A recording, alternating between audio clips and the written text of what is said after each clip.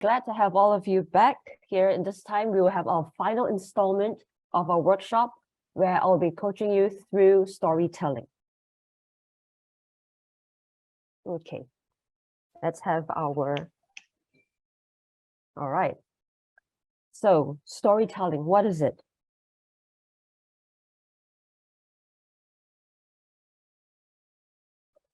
So storytelling is really the oldest art form mankind has known, right? So when mankind first learned to communicate, to entertain, to pass on useful knowledge, and to also warn of threats, we use storytelling as a way of communication. And it's not just about sharing experiences, but it's also for conveying ideas that have the power to move people, to influence thought, to unite communities, and also to bring on positive change. So what has that got to do with our challenge, you ask, right? You may have the best ideas, you may have the greatest innovations, but in order for it to have an impact, it is very important to give a solution its time in the sun, right? So hold on to that thought, because I would like to actually introduce Jody back to our studio and show you the final installment of her journey from idea to pitch. And after which, I thought it'd be nice to have her back on live for a Q&A session. And so again, once again, please go onto your Slidos. If you have any questions, you can ask her, because I think she has very fresh experiences from all her pitches she's done for Vertically. So let's have Jody's video.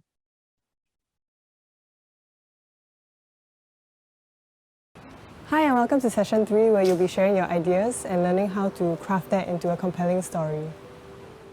Ever since the first competition that my co-founder and I pitched for, we've been participating in even more and even clinched podium positions once or twice.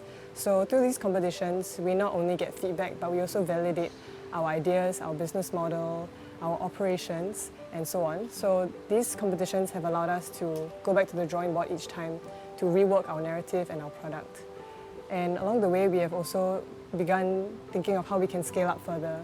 And while we are developing the product side of things, we also have to plan out our operational side of things so that when we do scale up, we actually know how to get there, and we actually have the steps lined up from A to Z. With each new pitch that we present, we always try and factor in the key pillars of what we're doing at Vertically, which is to consider the circular economy of all things, and also to think about people, planet, and profit. So the triple bottom line. But with each competition, they also require different angles. So we have to also look back at how we can actually cater our solution to that angle. And that's where we can slowly start to pinpoint and dig deeper into a specific issue that we might have skimmed over last time, and go deeper into it and develop it from there. But all while maintaining those key pillars within our business model and our product development and so on. At Vertically, we're really trying to be versatile in the way that we approach our material development and also the business model. And we are versatile in the sense that according to what our clients need or want, and according to the performance that they require out from us and our products, we actually tweak it and adjust it so that we can meet their demands. And by creating this process of reiteration and being open to changes and edits, I could see a very clear connection to being a design coach at Arkki as well, where we are training the next generation to adopt this spirit of divergent thinking when it comes to designing urban solutions, when it comes to planning the design of buildings and spaces and so on. Something that I would like to say to all of you budding innovators and maybe entrepreneurs is that you should never be afraid of how challenging the process might be in future, but instead see every challenge as an opportunity to do something that's very meaningful. And I would say that looking at things that maybe are not so plainly obvious to you in terms of issues and opportunities could be where you can actually spin off very great ideas that could benefit not just you and your company or your idea, but a larger group of people instead. And always factor in how you can be kind to the earth at the same time.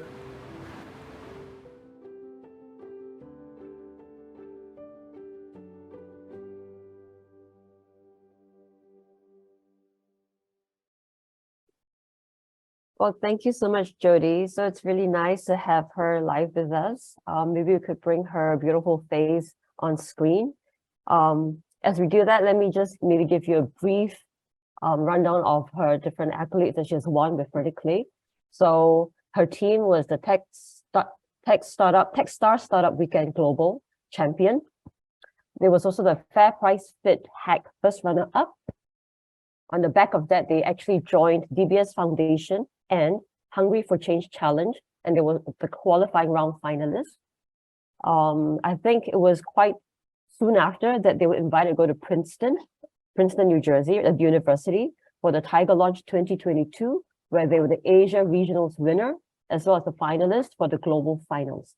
So with all this still fresh in her mind, we thought it was really fitting for her to bring her on and to share her pitch experience, any kind of like live, nerves that she had, the jitters, what did she do to calm herself and stuff like that. So let's welcome Jody. And let me maybe kick off with the first question while you guys kind of flood lighter with yours, yeah? So Jody, hi, welcome. Hello. You're looking very good with the new haircut. Thank you. Well, I actually was quite curious that maybe you can share with everybody.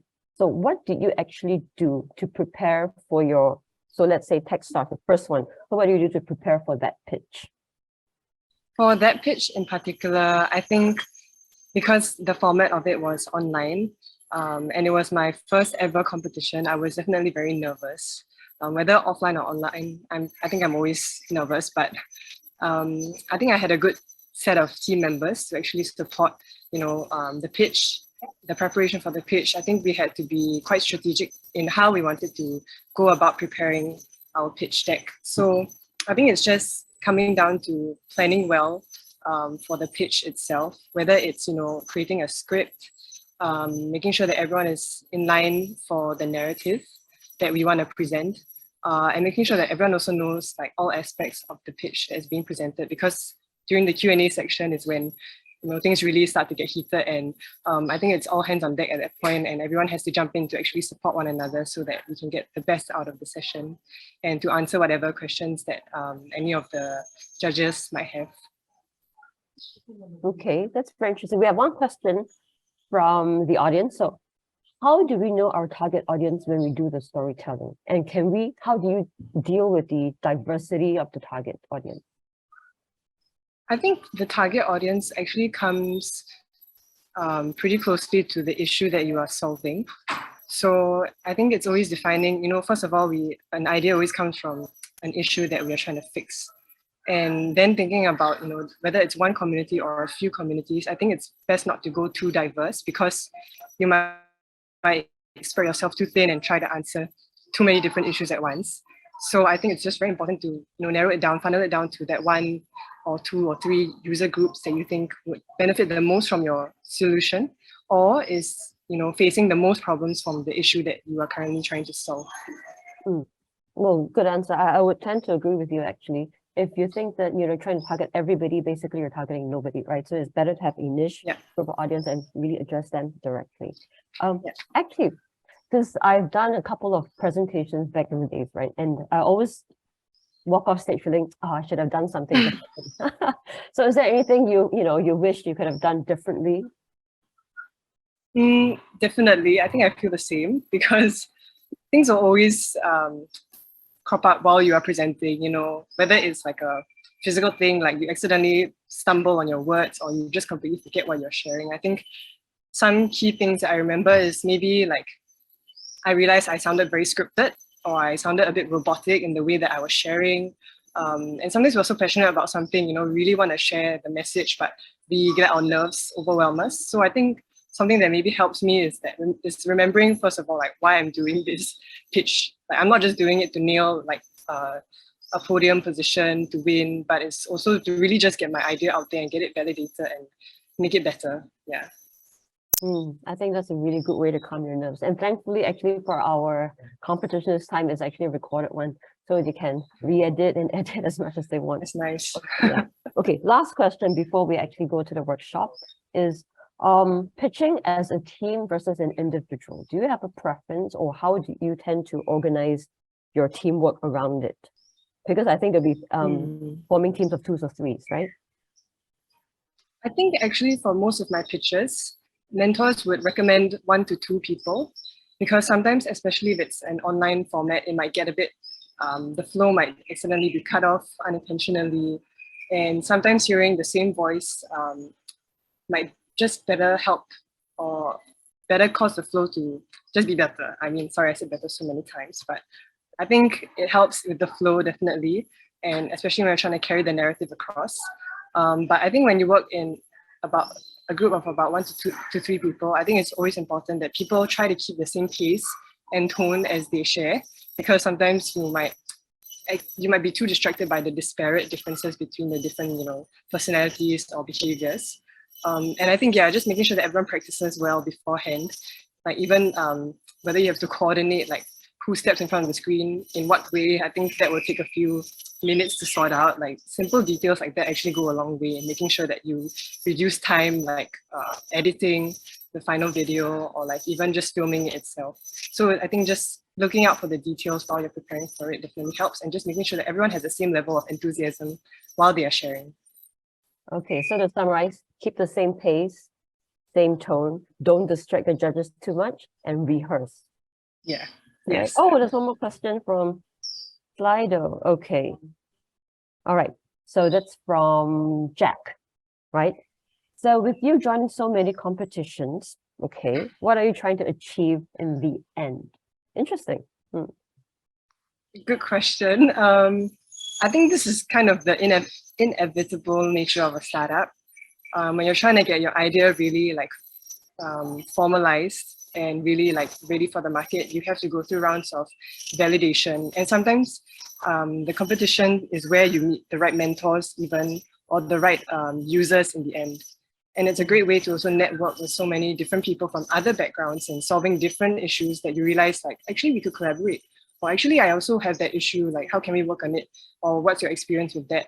But it's really just a place to grow a lot. You'll push yourself a lot in even presenting. I think it was a huge challenge for me at the start.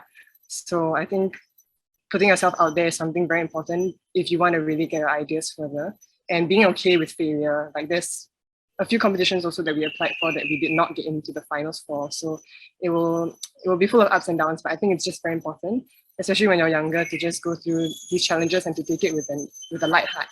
Yeah, and to not worry so much about it.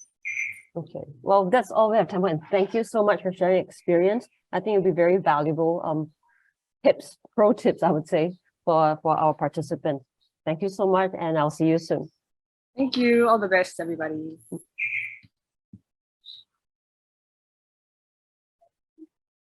Okay, so actually that's time to start our workshop sessions proper. And what do we have in front of us? So this is a slide that Coach Stuti shared with all of us in the very first workshop, right? So it's about a meandering, really kind of uncertain phase where you're trying to get patterns and insights. And then at some point of time, as your concept is firmed up and you're going towards your final design or final, output, you're getting clarity and focus. So hopefully, or at some point of time, you will be somewhere along this line, right? And it's also the time to think about crafting your narrative. So don't think about it as the end product, so the end product as a narrative, but if you do it early enough, you also find that this is a good way for you to discover gaps and ways of improving a solution and sharpening your thinking. Okay. So this is actually the anatomy of a pitch and how it relates to storytelling.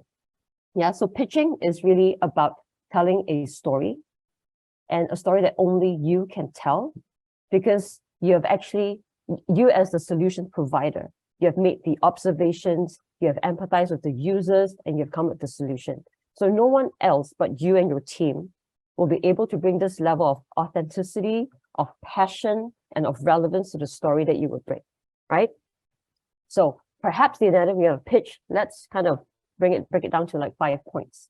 So actually, I'm really glad that Nina Youngsi of Sobrano Journal just now gave this piece of advice that's very similar to what I have prepared for you guys today, which is number 1, frame your problem statement. Yeah, give it context. Crafting and aligning the problem statement is, to me, and to Arkki, one of the single most important steps. Why? Because vague problem statements would mean that you your teammates will meander around and spend too much time grappling with assumptions that aren't really critical to the issue at hand. And in the case of making a pitch, which you would have 3 minutes for, right? You'll be forced to spend too much time painting a context for the judges and just wasting precious time when you should be focusing on, right? Number two, the solution you have in mind. So number two, so begin with the end in mind and start with the proposed solution. Again, that was what Nina also said, and we definitely agree with that. So this doesn't get clearer than that. Number three, this is, so with 1 and 2 done, this is where you can start bringing your audience along the journey. This is where you start sharing your insights, start sharing the data they have collected, etc., that lead you to your aha moment, right? So let us unpack this a little bit. What is an aha moment? And second, what are the insights worth sharing? This is what I'll be talking through throughout the session, later on in the session. And number 4, ensure that you have considered a solution from multiple perspectives. So yes, you're providing a solution, but of course your solution will have an end user in mind. Maybe the solution is, for example, if there's a marketplace, you have both sides of the marketplace, or if the solution needs some maintenance or some management, then there'll be the service provider that you have to also consider as a user to deliver the solution. So all these are part of your multiple perspectives that you have to consider. So one of the really good ways to kind of illustrate that is to storyboard the journey or storyboarding the problem that would help. Again, I'll walk you through that in our later slides. And then number 5, so elaborate on what makes your solution unique, i.e. what is your secret sauce? And then tie it back to number 1, right? How does it solve your problem statement? So any really engaging pitch or any pitch that really tries to capture the imagination and really make it very clear would have these 5 ingredients in the pitch. So, okay, let's go to the next, which I promised that we were sharing insights. So what insights are worth sharing? So a lot of times when you actually go and do your observations in the field, or you're doing interviews or surveys, you'll be capturing quotes, you'll be observing people. And then from there, you'll be interpreting your data, right? So these are all this body of information that you have collected that you're not actually prepared to showcase to the judges or to the audience, because it's actually quite messy. So you had to clean it up and then connect it. It brings it number 2, connect it in meaningful ways, right? So you begin to notice themes or patterns that start emerging, and you can cluster it, using Post-its, or you can cluster it. Figma, right? Coach Danan actually spent some time going over Figma. If you use that tool properly, you'll be able to use the Post-it tool to actually capture all your observations and put it together in different clusters, maybe by color, maybe by shapes. And you'll be able to begin to notice 1 or 2 important things that come out. And that perhaps is when you have your aha moment, and then you'll be able to share and craft your insights to share with others. So once you work to make your insight informative, work to make it informative, inspiring, and memorable. Use a method or vehicle to share this insight, this aha moment to your audience and your judges.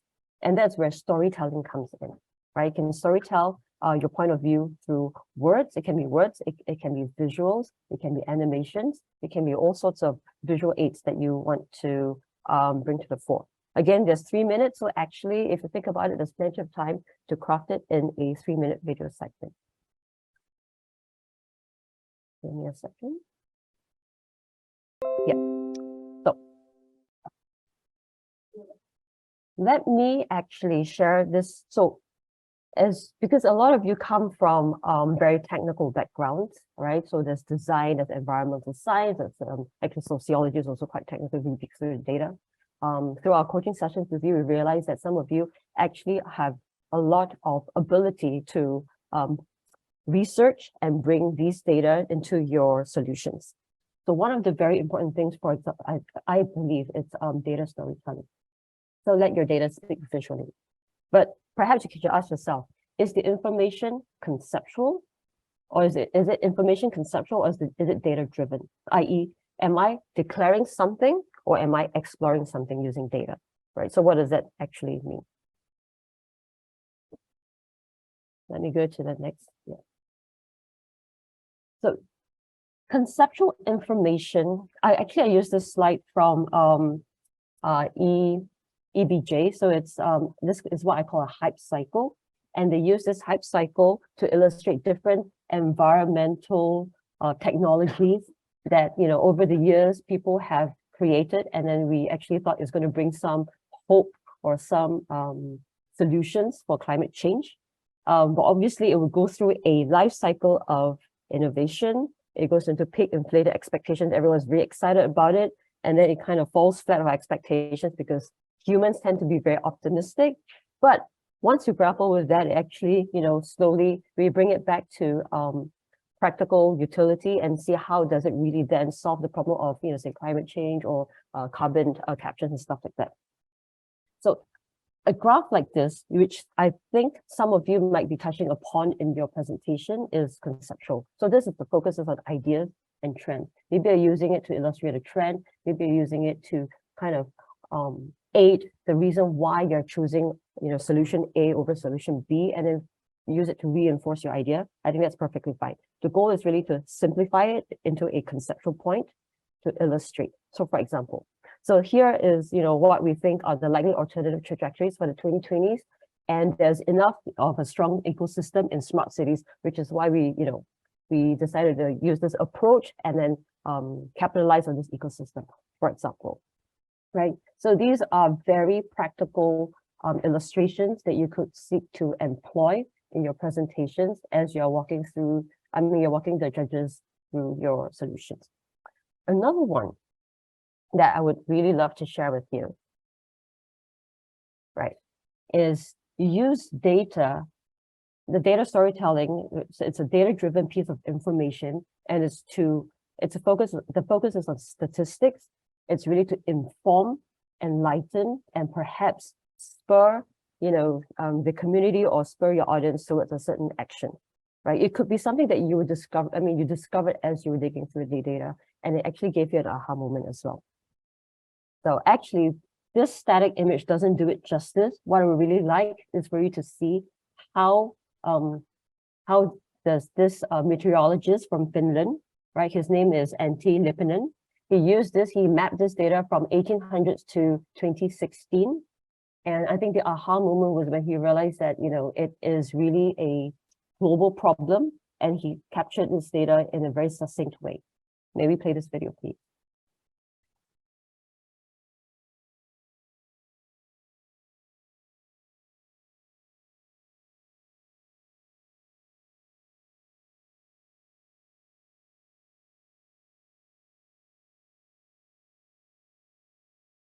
So as we cycle through the years, you see that the visualization shows each country's monthly temperature readings, right? Starting with the short blue-looking bars in the early 1900s, and then progressing to the long red lines that are, that's pumping through the entire globe over the recent years.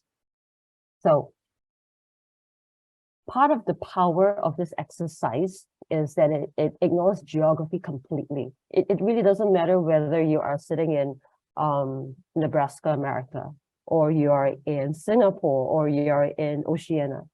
Every region is experiencing this this temperature rise. And it clearly highlights that it's a global problem, not one region is spared. And it even makes it compounds the fact that because everything is close together, it makes it even more immediate. And it effectively captures the roughly 2 degrees rise in the surface temperatures, right?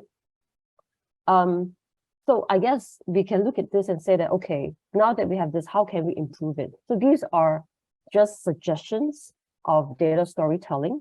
It's not that you guys have to do it, but it does make, if you do have like a volume of data, it does make it very compelling in a way.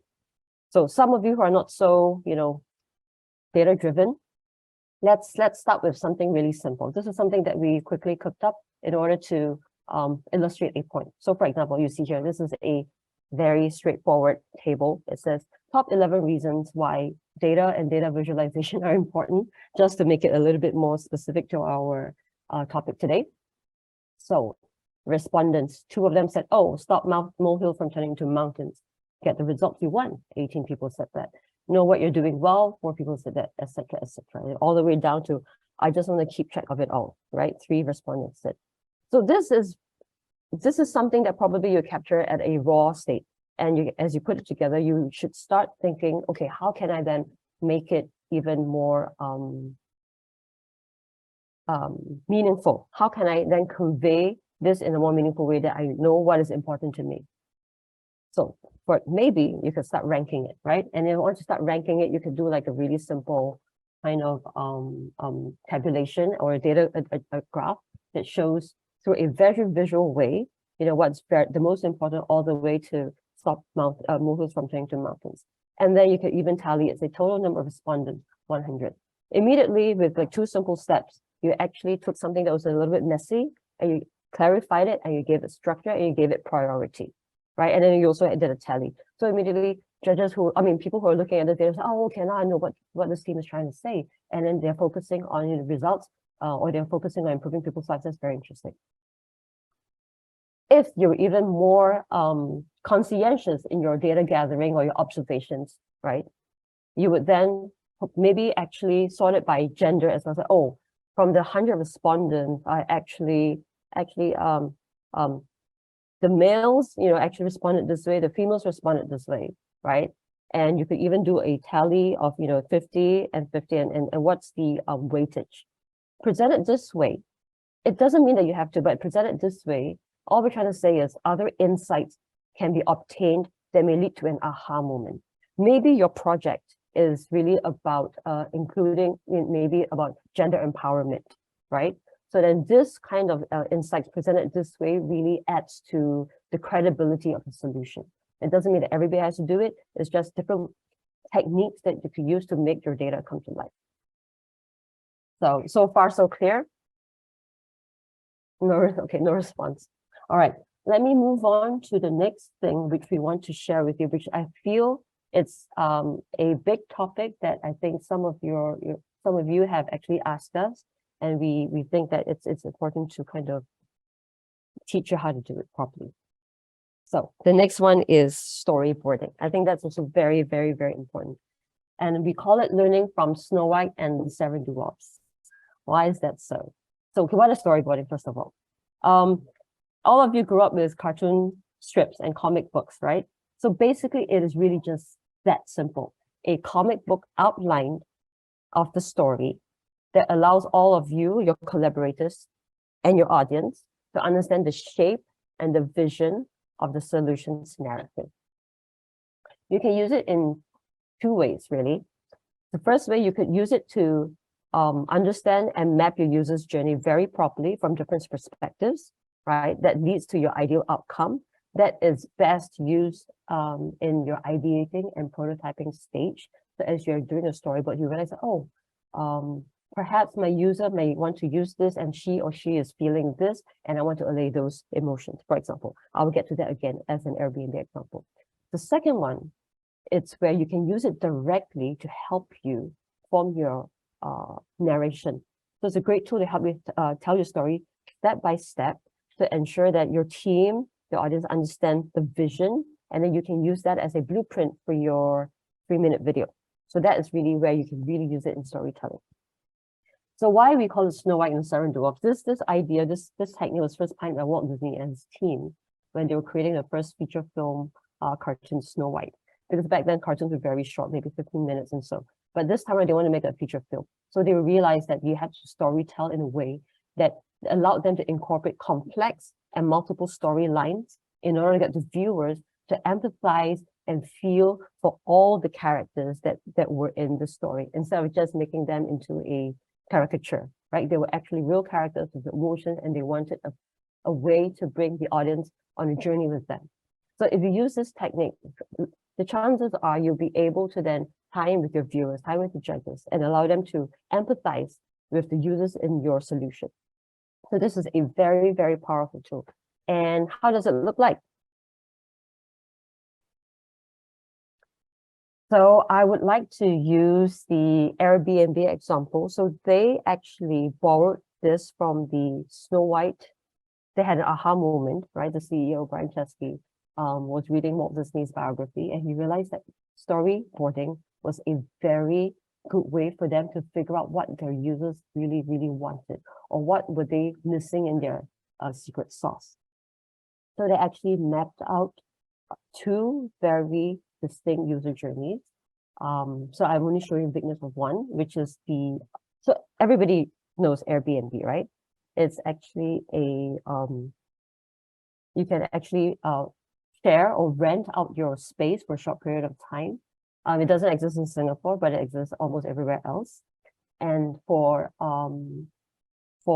travelers who don't want to stay in hotels and want a more homely feel, this was a very good way. And it's also for the homeowners a good way to make extra income, right? But they realized that there was initially in the early days of Airbnb, there was very little uptake, and they're wondering why was that. So they begin to figure out how can we map out these journeys such that we know what gaps ought to be filled. So from there, they were beginning to kind of capture moments where they feel would make it very joyous, and they kept focusing on making their product bring out that joy, right? And they also captured moments where they knew that there would be a lot of uncertainty. For example, you're renting your room or home out to strangers. What kinds of uncertainties would that be? What kinds of worries would you have? They mapped them out very, very crucially. And then they started by making products to solve for those worries and those pain points, right? So by doing so, they actually eventually mapped out a very beautiful journey on both sides, the renters and then the homeowners, to create a product that they felt would address the market needs. So pro tip for you guys is not everybody likes to draw, not everybody, you can draw a stick man actually, but yeah, you can actually use text instead of drawing. So having storyboards with text, you can highlight, this is the emotion I want to bring. These are the things I want to address first, right? And then you build on your storyboard. And if you're sketching, keep it simple, focus on symbolisms instead. So for example, if you look at the homeowner here, what they were trying to do is to capture, oh, my moment with my dog. You see, we're so friendly. I have this dog. This is a lovely home to be in. But also, if you're allergic to dogs, please don't rent my space because there'll be dog fur around, right? So then focus on symbolism. Use simple level of abstraction to make it memorable and easily memorable. So don't try and put in too much complex meaning or emotions into that. Make it straightforward and not in simple level abstraction. And also focus on emotions you want to elicit from the user, or you predict that the user would have or wish to convey to the audience. So for example, you look at the bottom left, right? As they're driving away, actually that's okay to put a little frown there. They're like, they are worried about how that place would be while they are gone, right? So then, as you know, the Airbnb has this little chat messages that come, so you can actually directly talk to the renters. So then that allays that fear.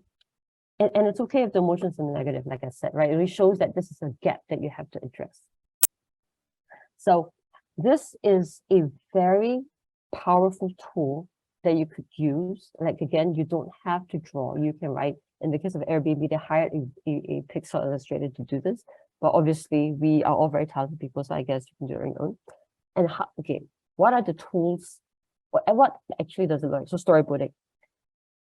I suggest you either can Google it or you can take a screenshot and just capture this. Try it yourself. And if you have different user groups in your solution, try and map it out as much as you can, right? So 8 screens on 8 to 16 screens would be my recommended, not too much, because after that it gets too forgettable and you actually, I'll be hard pressed to kind of continue. So 8 to 6 is more or less the magic number. Any less than that, it'll be not enough to give you detail for the team. And then you try and user 1, who are they? Maybe it's a consumer. User 2, maybe it's a service provider. User 3 is the community that would experience it, or maybe user 4 is the chief beneficiary. So I suggest you try it out and you sketch it as much as possible. It would be nice if you guys, if the teams got together and sketch it either on Figma or you sketch it analog piece of paper and pencil. I think the oldest technology is sometimes the best technology. And the next session we have with you guys, it would be nice to share it with us. And we could also walk you through the storytelling process. Okay. The last thing I would like to share with you is with any pitch, right? It's always crucial to have a strategy statement. So again, please take your cell phone or do a screen grab, because practice writing a statement like this would immediately give you a structure and a discipline to make sure that you are, with pinpoint precision, you state the problem statement right at the start, right? So because we believe in the vision of your team, my team is looking to create your defined urban solution to help the target audience achieve a defined outcome by leveraging a unique asset or undergoing an innovative process. Sorry, I didn't flash it in time, but this is a statement that could be used not just in this challenge, but I do believe that in any other solutions or in future at work, you know, when you're trying to come up with a strategy solution, this is a very powerful sentence that could be replicated over and over again. But for today's point is, this would be a very good strategy statement for you to practice together with your team, practice with your potential audience that you can pull, maybe your family members, say, hey, ma, pa, look, just listen to this statement. Does it make sense to you, right? So if they do get it, it makes it would seem that, you know, you have a very straightforward solution, a very clear goal, a problem that you want to solve. If you have any questions regarding this, I suggest you actually can put it on Slido, because I find that a lot of people do stumble because they don't know how much is enough or how concise should they be. It's always good to share your queries and concerns so that we can address it in the session. Okay. The next thing, so actually, I just want to summarize a little bit again. So we've gone through sharing of insights, right? We've gone through what the anatomy of a pitch ought to be, the 5 points. We have gone through in some detail the use of data and how can you use data effectively in your presentation. We have gone through storyboarding. How can you use storyboarding to map multiple user journeys, as well as to help you frame your 3-minute narrative, 3-minute video. I would like to ask all of you to go for a breakout session. So it's maybe a 15 to 20 minute, okay, 15-minute breakout session. In this session, so everyone has actually their team names and then the individual name, right? It's very important for you to have your team name first and then your individual name, because my producing team will then be able to assign you to your breakout session. So all the same team members ought to be in one breakout room. Yeah, so then the whole idea is we would like you to practice on each other, and each breakout room will have a maximum of 4 teams, right? So don't worry if you're just sharing, if you're sharing an idea, it's actually quite okay to share an idea with a so-called competition, because actually you never know what's going to come out of it. So 3 minutes per team, that's the rules of the engagement, 3 minutes per team. Select one member who, you know, to pitch, and then the other 2 or the other 1, please take notes on the delivery, please take notes on the reaction and the questions, right? Start with the statement and then proceed to elaborate on the problem statement and proceed to elaborate on your solution. So the whole point is to cycle through all 4 teams in the breakout session before asking questions. And then when you're listening to the pitch, do try and give good critique. Don't try and shoot people down for, oh, I think this data is wrong. I think this is, it's okay, right? Provide one critique and then one clarifying question. Ask it in a very constructive way, right? So, oh, for example, I wasn't clear about this problem statement they're saying, could you just state the target audience again? Because I didn't quite get that. Something like this. So then, your critique could be, as you were talking through your solution, I felt that you emphasize on a group of users that weren't the most important to me, and then begin to explain why. And on the receiving end, you don't have to answer immediately, because this is not a debate, right? It's not about proving who's smartest. It's really about getting as much feedback as you can. You can answer if you have time, but it's not mandatory. And I really encourage all of you to engage and participate, because you would definitely benefit. It will help with 2 things. The recipient would learn to further strengthen your pitches better, and you as a questioner you will learn to put yourself in the shoes of the panel. You start to think, oh, if I were the judge, what would I be looking out for? Then, okay, so then you begin to know what's important to focus on in your 3-minute narrative and your 500-word essay. This is a very, very good exercise. Like Jody said, rehearse, rehearse, rehearse, right? So it's a very good way to rehearse on completely new audience. And for you to actually put yourself in the shoes of the judges. Okay, I've got a question. If you don't have anything to pitch yet, it is okay. Just pick the most viable solution you have on hand now and pitch it anyway. Use this opportunity to form your ideas and then test it out on a fresh set of ears and eyes. Okay, are we ready to do our breakout sessions? Yes, all right. So our coaches will be jumping from one room to another. So just be prepared for any one of us to just jump in and say hello. Yeah. So let's all go for our breakout sessions now. Okay, welcome back, everyone. I hope that was an informative exchange for you. From the different meeting rooms I was hopping in and out of, I found that everybody was actually very eager to share. And I think everybody benefited from some of the small insights that were shared by everybody. I hope it also gave you a taste of what it's like to be on the receiving end of a pitch, right? So that you know actually what you should be looking out for and how you should craft your pitch in order to make it clear and concise in the 3 minutes. So I think we are near to our end of session. We actually ran a little bit over time, but I think because it was beneficial for everybody to exchange, and I hope you found some new friends.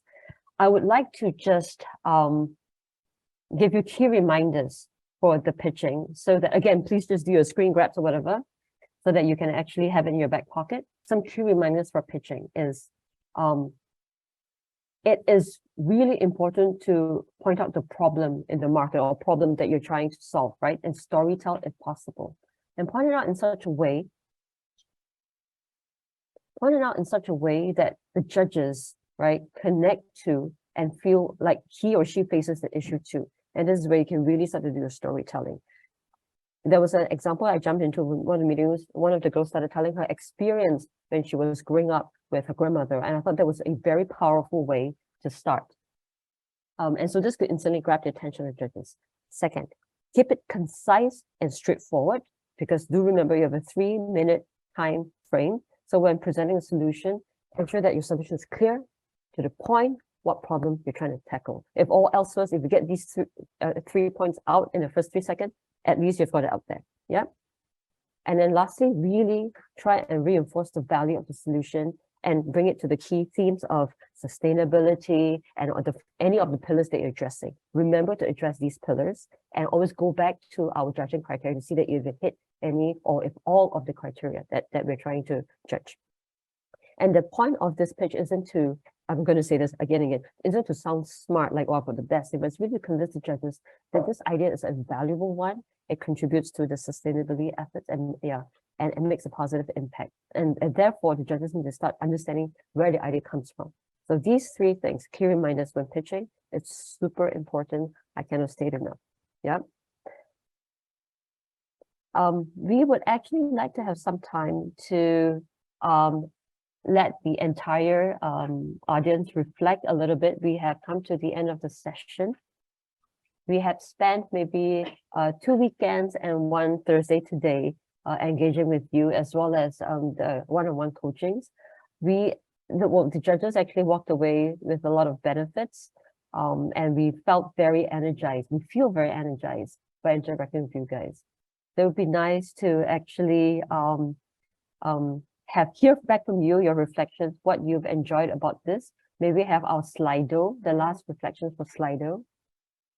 So if you don't mind, can you please just share with us the 2 things you've learned today, and then maybe a memorable segment they have from any of the 3 workshops they've had with us so far.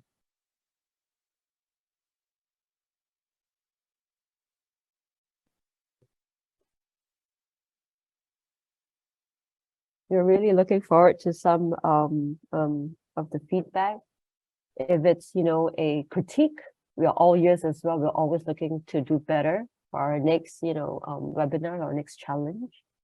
If you feel that there are some things you really wanted to address, but this challenge doesn't address that, put it in as well. There's always another opportunity.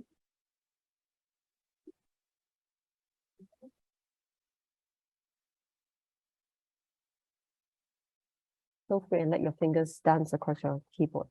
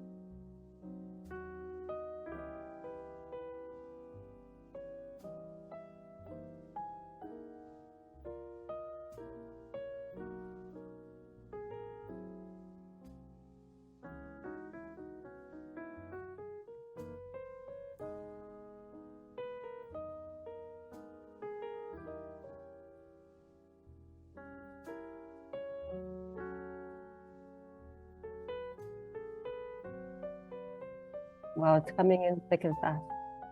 Okay, how to make my pitch memorable. We need to solve everything. Be clear with the problems and well done. That's good.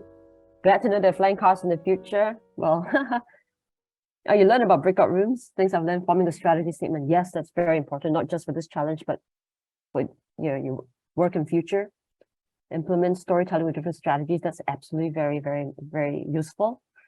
Deal with complex problems, crafting good storytelling, and a pleasant discussion. Yes, I enjoyed talking to all of you too, and I found that all of you are very polite, very engaged, and very constructive in your feedback. So well done, you. Many teams barely started ideation solutions on entrepreneurs. I feel that they're tapping off ideas from teams who have put in more effort in the entire competition. That's very interesting. You felt that. That would be a grave concern for some people. But in my opinion, actually, ideas are just ideas, right? It's really how you execute it, how you storytell it, and how you bring it to life. And that takes work. So the amount of work you put in directly comes out in the output. There's no faking it. So don't worry about that. Be concise with words, identifying how to keep audiences' attention. Yes, opportunity linked closely from the Predicate journey. I'm glad you found Jodie's journey to be illuminating. Yes, she's a source of inspiration for a lot of people. How to craft ideas that fit ideals of a sustained city. Yep. How to craft storytelling. How to make my pitch memorable. Yep. We don't like to solve every issue. That would be impossible. Absolutely. But we can make a difference in a small way, one step at a time. Yes, go niche, right? That's a very good takeaway. Once you go niche, you make your problems easy to target, low-hanging fruits, and then actually the solution will be very clear. All right. So thank you so much for your feedback. The good ones, we thank you so much. The not so good ones, even better. Thank you very, very much for your concerns. I think we will take that on board. Before I pass it off to Su Xuan, who's going to close the sessions, I just want to say on behalf of the Arkki team that it's been very memorable, very enjoyable, and very entertaining, actually, being online with all of you. You guys have really, really good ideas, and I really look forward to hearing the main solutions when you have them, to see how creative and innovative you are. And I do believe that the climate is going to be better because you guys are in it. Okay, back to you, Su Xuan. Thank you, Coach Ting Ting. And that was very, very insightful. And I actually felt it was a refresher for me as well. And I particularly enjoyed joining the different breakout rooms and listening to their pitches. I was really impressed that the the sharing was very open, and the kind of very constructive feedback that were given to one another. So well done, teams. Well done, everybody. And thank you so much for staying with us. I hope all of you are feeling pumped and really ready to deliver your winning submission, because we can't wait to see them. The judges can't wait to see them and shortlist the really good ones. So now, one thing is, this is very, very important, the submission date and the submission deadline. Please remember, it is 5th May, 2359 is Singapore time. GMT +8, okay, is Singapore time. So get the timing right. And I hope you all can actually submit even before 5th May, just to be very safe. All right. And before I go on, one big request from the team, please turn on your camera. We'll love to take a group photo. All right. Are we ready? Just a quick one. Come. Put on your best smile. Get the video on.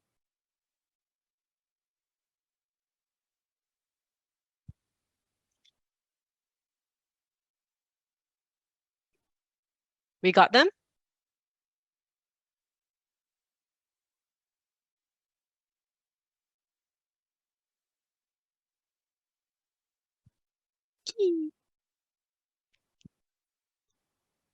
Okay, we got the group photo. Team, okay, thank you very much. Thank you for the cooperation. And one last one, 3 things from me. As you prepare your final storytelling, your final pitch in video and your written essay, just remember to make it credible, make it understandable. Like what Coach Ting Ting mentioned, understandable, and last but not least, memorable. All right. And so all the best, everybody, and continue to engage the coaches. Thank you for joining us, and to our friends celebrating Hari Raya this weekend, Selamat Hari Raya. All right. Good luck and have a beautiful journey, and see you all again. Bye-bye.